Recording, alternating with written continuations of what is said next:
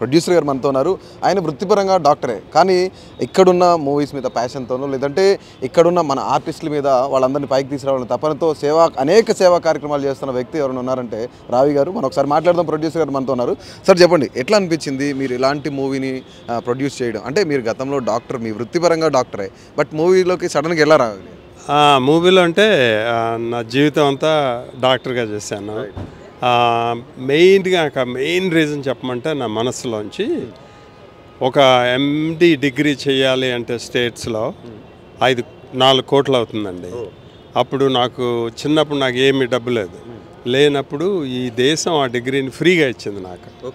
దాన్ని తీసుకొని నేను అమెరికా వెళ్ళి నా ప్రాక్టీస్ పెట్టుకొని నా సొంతం నేను చూసుకున్నాను, పైకి వచ్చాను. నాకు 6 డాక్టర్లు ఉన్నారు నా ఫ్యామిలీలో, నా వైఫ్, పిల్లలు అందరూ కూడా. కానీ ఒకసారి అనిపించింది అనమాట, ఏంటి నాకు ఈ దేశం అన్నీ ఇచ్చింది, నాకు ఉన్నవన్నీ, కానీ నేను దేశానికి ఏం ఇవ్వగలను అని ఒక లైట్ వెలిగింది అనమాట. వెలిగినప్పుడు ఈ దేశం వచ్చి రావి ఫౌండేషన్ పెట్టి విద్యా వైద్యం ఫ్రీగా ఇస్తున్నాము.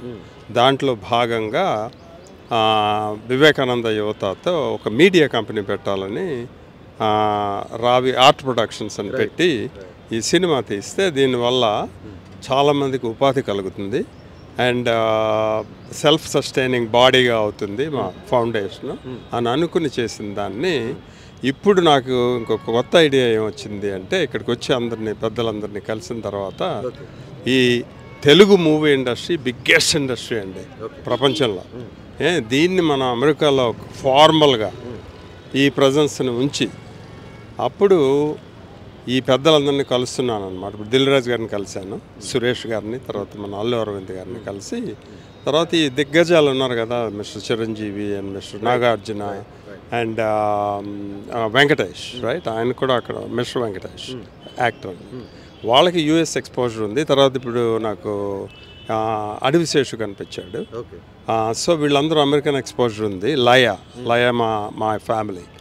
సో నేను అనుకున్నాను, వై క్యాంట్ మనం ఒక ఫార్మల్గా అమెరికాలో పెట్టి ఇక్కడున్న ఆర్గనైజేషన్ అక్కడితో కలిపి మనం ఒక ముందు క్లాసీగా తీసుకెళ్ళి, నేను అక్కడ ఉంటాను, నాకు తెలుసు లోకల్గా ఎలా చేయాలో, ఆ అరేంజ్మెంట్స్ చేసి ఈ పెద్దవాళ్ళందరూ కలిస్తే, మనం ఇప్పుడు హాలీవుడ్ అంటాం కదా, అలా కాకుండా హాలీవుడ్ మన వైపు చూడాలి. ఎందుకంటే మనం మ్యాక్సిమం నెంబర్ ప్రొడ్యూస్ చేస్తాం. ఇంకొకటి మీకు తెలియని విషయం, ఆనెస్ట్గా చెప్తున్నాను, బ్రహ్మాండమైన టాలెంట్ ఉంది ఇక్కడ మన తెలుగు ఇండస్ట్రీలో. ఈ టాలెంట్ ఉంది, కానీ ఎవరు ప్రజెంట్ చేయట్లేదు వరల్డ్ స్టేజ్ మీద. వీళ్ళని ఎక్కడే వదిలేస్తున్నారు.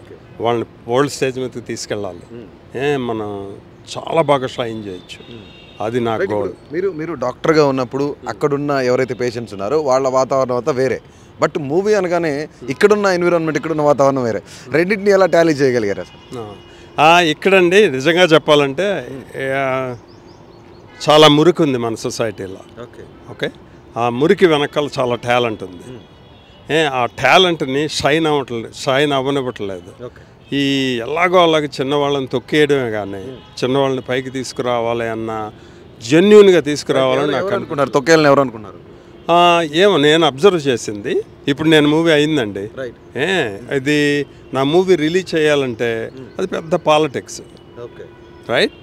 What non sense is that, right? నేను ఇంత కష్టపడి వచ్చి చేశాను, కష్టపడి వచ్చి చేయలేదు, నాకేమీ ఇది కాదు, ఏదో నాకు నలుగురికి చెయ్యిద్దామని నేను పైకి లాగుతుంటే హెల్ప్ చేయాలి. కానీ వాళ్ళు ఎంతసేపు ఇది చిన్న మూవీ, మాకొద్దు, ఇదొద్దు.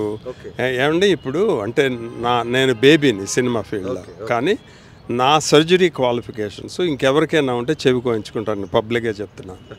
నా కార్డు ఇస్తాను, చెక్ చేయండి. నేను వచ్చి చేస్తున్నప్పుడు కొంచెం చెయ్యి ఇవ్వాలి. ఓకే, నాకు అక్కర్లేదు, మనీ గురించి కాదు. ఇందులో ఏమి మనీ వచ్చినా ఫౌండేషన్కి వెళ్తుంది, ఈ సేవా కార్యక్రమాలకి ప్రజలకు వెళ్తుంది. ఇందులో నష్టం వస్తే నేను తీసుకుంటాను, నాకేం ప్రాబ్లం లేదు. ఓకే, సో ఇది ఒక నలుగురిని పైకి తీసుకురావాలని అందరూ కూడా ఇది చేశారంటే, మన చాలా టాలెంట్ ఉందండి మన తెలుగు మూవీ ఇండస్ట్రీ. నేను హైదరాబాద్లో ఇదే ఫస్ట్ టైం లైఫ్లో ఉండడం, చాలా టాలెంట్ ఉంది, అందరూ పైకి తీసుకురావాలి నా ఉద్దేశం. Please subscribe to KTV Telugu. Please subscribe to KTV Telugu. మరి ముఖ్యంగా మన కేటీవీ తెలుగు మీకు మరిన్ని అప్డేట్స్ సినిమాకి సంబంధించి లేదా రాజకీయాలకు సంబంధించి లేదంటే బిజినెస్ సంబంధించి అన్న అప్డేట్స్ రావాలంటే కనుక కేటీవీ తెలుగుని సబ్స్క్రైబ్ చేసుకోండి. Thank you.